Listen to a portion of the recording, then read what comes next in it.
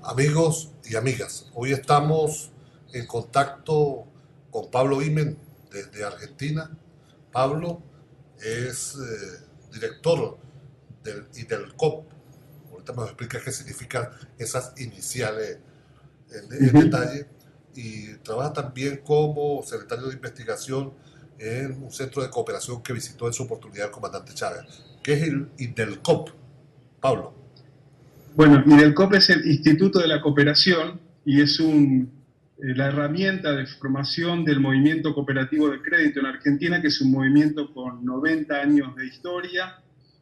Su entidad más grande es un banco cooperativo que tiene 1,5 millones de asociados, 5.000 empleados, 4.000 dirigentes sociales, y estamos entonces en IDELCOP trabajando todo el tema de la formación en gestión y política ideológica con los valores de nuestro cooperativismo transformador, ¿no? Perfecto. Bueno, bienvenido a esta fase de la consulta sobre la calidad educativa que ha emprendido el gobierno bolivariano y que considera importante escuchar voces desde todos los lugares de pedagogos, de maestros, de educadores, educadores populares que trabajan el tema de la transformación de nuestros sistemas educativos vinculados a la idea de un país mucho más solidario, mucho más comprometido con el destino de los pobres, de los humildes de siempre. Pablo, ¿qué es para ti el tema de la calidad educativa? Bueno, esa pregunta es fácil de formular y difícil de contestar porque alrededor de ese concepto hay una gran hojarasca discursiva y por otro lado también hay concepciones en disputa, ¿no? En principio es algo que se suele escuchar de la boca de los técnicos neoliberales, de los organismos financieros internacionales y que pretenden entonces meter por un concepto que suena bien y políticamente correcto, con su caballo de Troya, un modelo pedagógico, tecnocrático, mercantilista, autoritario. Y a mí me parecía importante entonces plantear esta batalla porque algunos viejos maestros nuestros reivindican la palabra calidad educativa, ¿no? Entonces me parecía, en principio, tal vez interesante hacer algunas reflexiones y desagregar el concepto. En primer lugar, plantear que cuando hablamos de calidad, ¿qué estamos hablando? Yo sé que ahí en Venezuela cuando hay algo bueno se dice calidad, ¿no? Además de fino, Así es. se dice calidad como sinónimo de algo que efectivamente tiene unos buenos atributos, que se resolvió con un buen proceso, que tiene un buen resultado. Y a mí me parece interesante pensar que el atributo de calidad supone que hay un desafío, unas necesidades, algo a resolver y que a través de un proceso determinado se expresa luego en un producto. Por ejemplo, un auto de calidad sería un Volkswagen. No sé si, no conozco mucho de autos, pero estoy especulando. Ahora, detrás de ese modelo de auto hay una concepción de lo que debe ser el tráfico, una concepción de desarrollo, una concepción de economía, una concepción del uso de recursos como el petróleo, etcétera, etcétera. De manera que lo primero a señalar es que la calidad supone, entonces, pensar en un proceso y un resultado sobre actividades determinadas. Cuando hablamos, por ejemplo, entonces, de calidad educativa, estamos presuponiendo un proceso y un resultado deseable, y acá es donde se abre una primer dificultad, y es que en una sociedad atravesada por antagonismos inconciliables,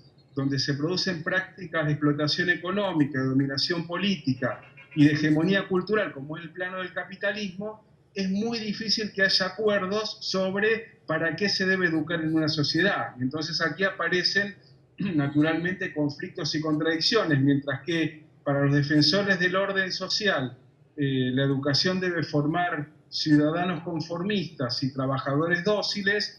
Para los que defienden una sociedad igualitaria y emancipada, se trata de formar hombres y mujeres libres que sean parte de un proyecto colectivo, y podríamos, luego en todo caso, podemos profundizar esta cuestión. Por eso, la discusión sobre la calidad educativa tiene varios niveles y me parece que no se puede dar una respuesta como muy rápida, ¿no? Entonces, cuando hablamos de calidad educativa, yo digo, bueno, primero hay que definir una serie de fines sociales para los cuales el Estado y la sociedad proponen la educación. Entonces, bueno, en el marco, digamos, de una sociedad capitalista buscará, como dije, determinados fines, y en el marco de una sociedad en transición al socialismo, los fines serán absolutamente antagónicos. Eso en el plano, uno diría, cuando decimos, bueno, ¿cuándo una educación es de calidad? Tienen que ver con el desarrollo de la personalidad, porque la educación tiene... Entonces quería señalar que la calidad como concepto teórico no es un concepto neutral ni un concepto técnico, y cuando hablamos entonces de calidad educativa, la discusión es para qué modelo de sociedad debe formar toda aquella práctica pedagógica, la de la escuela y la de fuera de la escuela. Y en ese sentido, entonces, me parecía importante, entonces, en segundo lugar, señalar que hay una disputa pedagógica y política acerca de qué se entiende por calidad. Para los neoliberales, la calidad, como señalábamos antes, implica la formación de mano de obra más o menos calificada para asegurar la acumulación de capital, la formación de ciudadanos conformistas que se adecuen a democracias manejables, y esto implica un modelo escolar determinado basado en básicamente una determinada organización del tiempo y el espacio, en una determinada forma de construcción de un currículum que se presenta fragmentado y escindido de la vida, una desvinculación entre la comunidad escolar y su contexto, un modelo de trabajo docente enajenado y un modelo de conocimiento que es un paquete que debe embutirse en el cerebro del alumno, y que frente a esta idea de calidad, entonces lo que tenemos que pensar es cuál es la calidad educativa que nos imaginamos en un mundo radicalmente diferente a este mundo que estamos sufriendo, ¿no? Y me parece ahí, entonces, que uno pudiera decir, bueno, si hubiese que enumerar algunos aspectos de un proyecto de calidad educativa emancipador, yo tomaría, en principio, un término que ustedes utilizan los venezolanos, que es el de soberanía cognitiva. Una escuela que forme personas con capacidad de pensar con cabeza propia es el prerequisito de una sociedad emancipada. En segundo lugar, me imaginaría una educación que no se circunscribe al aprendizaje de meros conocimientos, sino que desarrolla todos los aspectos de la personalidad: el saber pensar, el saber sentir, el saber decir, el saber hacer, el saber convivir.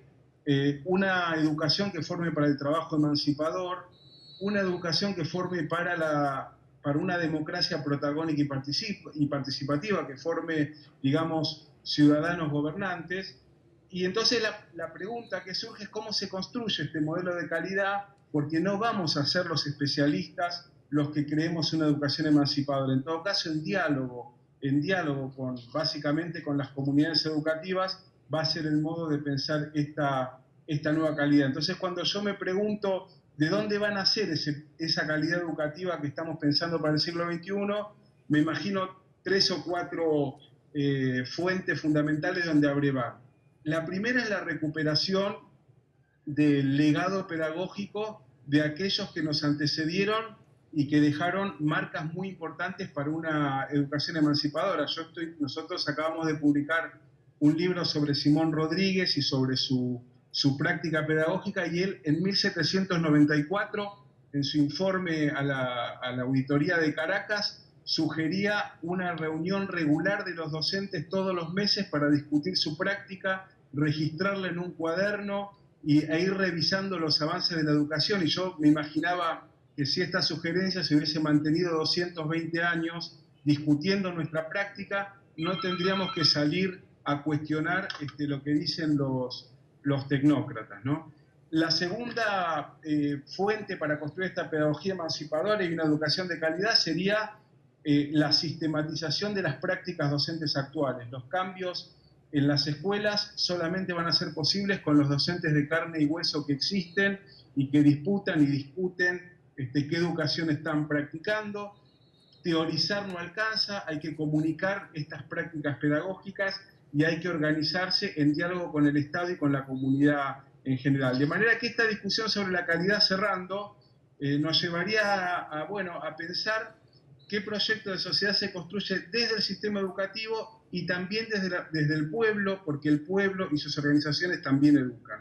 Pablo, desde que la educación comienza a ser levantada como bandera, como un derecho humano fundamental, primero del magisterio, después de los pueblos del mundo, y después incluso comienza a formar parte de la agenda política en muchos de los países, incluido ahora los países de nuestra región, que han levantado la educación como un derecho humano fundamental, desde el sector del gran capital se genera una gran ofensiva contra la educación pública, es contra aquella educación que va dirigida a los más pobres, a los más humildes, y esa tiene varias aristas. Una tiene que ver con la pérdida de centralidad pedagógica, es decir, se comienza a fragmentar la pedagogía y comienzan las modas. La moda del didactismo, primero, que no permite una visión de totalidad del fenómeno educativo, después la moda de la planeación escolar, de los modelos de gestión, luego la moda de la evaluación y los últimos 20 años la moda del currículo. Entonces cada uno se considera un centro, pero es en realidad un fragmento de la comprensión de la totalidad del proceso pedagógico, lo cual, por supuesto, genera una frustración en los docentes e incapacita para entender la complejidad de los procesos de cambio. Y el otra arista tiene que ver con los maestros. Cada vez más la docencia, la profesión docente es atacada en los distintos países del mundo como una profesión incluso con ese estatus. Si revisamos la página del Banco Interamericano de Desarrollo, me gusta insistir hasta la saciedad, plantean ahora invertir la pirámide del aprendizaje. Y ellos plantean que con el desarrollo de las nuevas tecnologías, hoy los niños, los jóvenes, los estudiantes deben aprender en la casa e ir a la escuela solo a presentar pruebas. Es decir, en realidad lo que están atacando es la educación como un derecho humano fundamental, desvalorizando el papel de los docentes y de los pedagogos. Esos son como dos realistas. Y quizás desde nuestro punto de vista, eh, eh, hemos incurrido en un intento por hacer, por el caso de la educación popular, como si la educación popular también fuera una solución única para todas las propuestas y todos los niveles. Del otro lado, también como una negación de la educación popular, cuando hay que buscar un encuentro entre los diferentes enfoques de la educación para que produzcan eso que tú hablabas hace un rato, un proyecto pedagógico emancipatorio que dialogue las distintas perspectivas comprometidas con el cambio.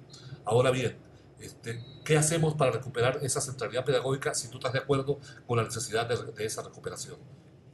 No, sí, por supuesto, me parece que por lo menos en el campo de la lucha de clases, quienes trabajamos alrededor del sistema educativo, nuestra responsabilidad y nuestro deseo es contribuir a la construcción de una pedagogía emancipatoria.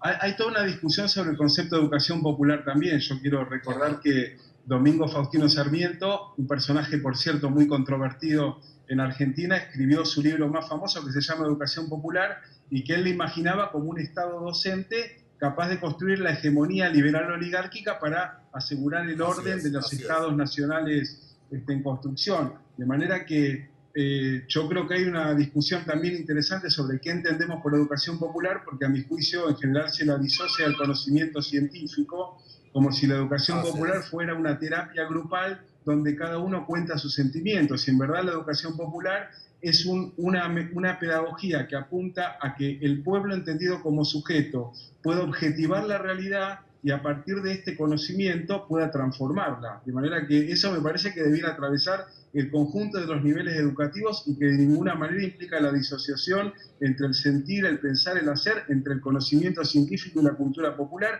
que por otra parte es algo que yo lo vi ensayando en Venezuela a través de distintos programas y experiencias que no han sido suficientemente sostenidas, sistematizadas, pero que están dejando una huella para poder pensar esa pedagogía emancipadora. De manera que efectivamente hay una idea tecnocrática, mercantilista, estigmatizadora, que supone que calidad educativa es algo así como que un conjunto de expertos elabora conocimientos legítimos, unas empresas editoriales traducen esos conocimientos a manuales de textos, el docente embute el conocimiento en el cerebro de los alumnos y el ministerio evalúa esos conocimientos y si sacan buenos puntajes habría calidad educativa.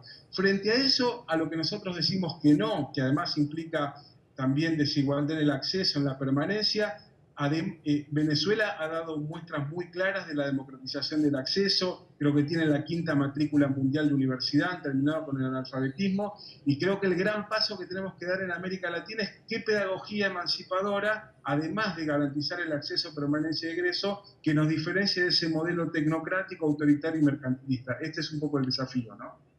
Perfecto. Ahora bien, en Argentina también se están desarrollando experiencias como en la cual tú participas, de construcción de un nuevo modelo pedagógico, pero a la par hay experiencias gubernamentales que expresan claramente la visión neoliberal.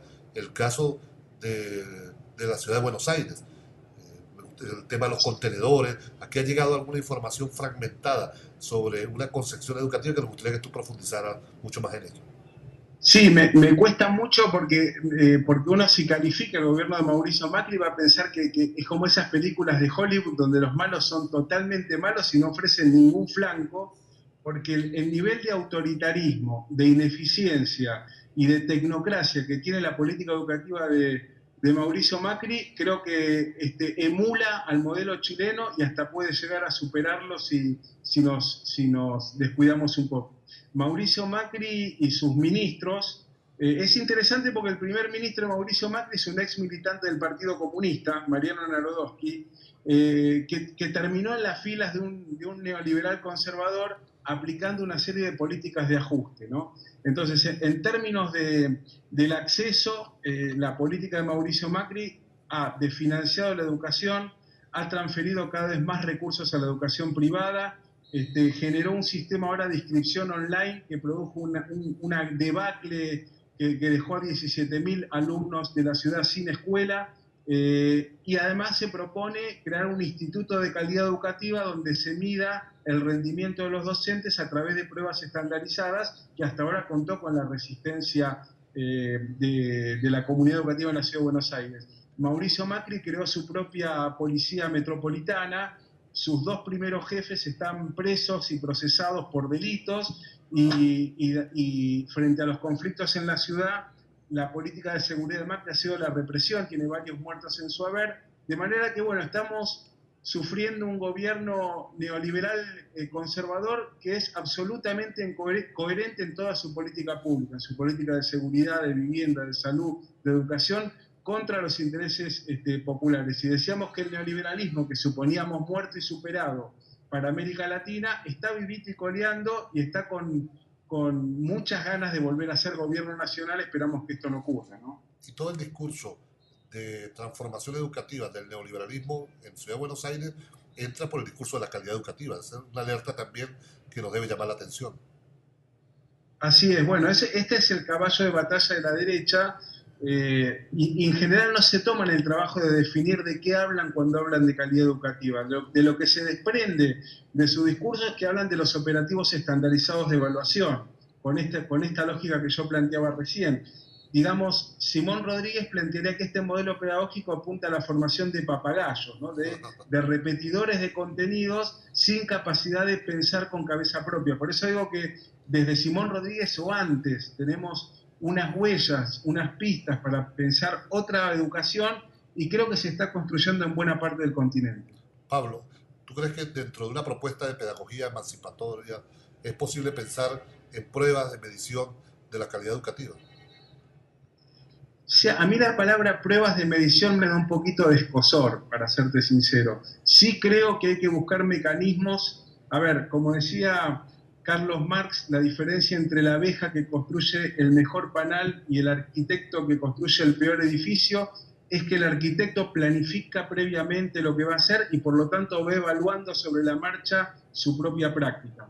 Por lo tanto, yo conozco experiencias en Venezuela donde hay una planificación de plantel de proyecto pedagógico. Esa planificación se presenta a la comunidad, a instancias colectivas de lo que se llama autoevaluación, heteroevaluación y coevaluación en función del proyecto pedagógico, y por lo tanto la evaluación hay que pensarla no como un dispositivo punitivo de control, de regulación, de sanción del, entre comillas, mal trabajo docente, sino como una herramienta pedagógica para mejorar cada día nuestra práctica, lo que justamente proponía Simón Rodríguez hace 220 años, ¿no? Pablo, para ir cerrando este primer encuentro en el marco de la consulta sobre la calidad educativa, nos gustaría que les dijera unas palabras a los maestros, a las maestras, a los profesores, a las profesoras, que en todo el país hoy se han volcado a discutir con mucha alegría todo el tema de la transformación del sistema educativo venezolano para ir generando una educación cada vez más incluyente con calidad. Bueno, yo viajé hasta ahora 6 veces a Venezuela, que es un 10% de lo que pienso viajar en los próximos años, y en esos viajes me encontré con muy valiosos esfuerzos pedagógicos de cantidad de docentes que están en las escuelas tratando de construir una educación emancipadora. Creo que esta es una oportunidad para profundizar ese camino, para sistematizar esos ensayos, para evitar que no vuelvan nunca más las políticas neoliberales y tecnocráticas a la educación, y esa es una responsabilidad política y pedagógica de Venezuela que está marcando un camino en América Latina. Miramos con mucha atención, nosotros hicimos expediciones pedagógicas a Venezuela, vinieron a la Argentina, y pensamos que es un momento histórico que nos pone en ese desafío, construir una educación emancipadora para la América Latina del siglo XXI. Gracias, Pablo, por este primer contacto. Estaremos en el transcurso de la consulta volviendo a encontrarnos para trabajar juntos una perspectiva emancipatoria de la educación. Gracias, Pablo. Muchas gracias a ustedes. Un abrazo.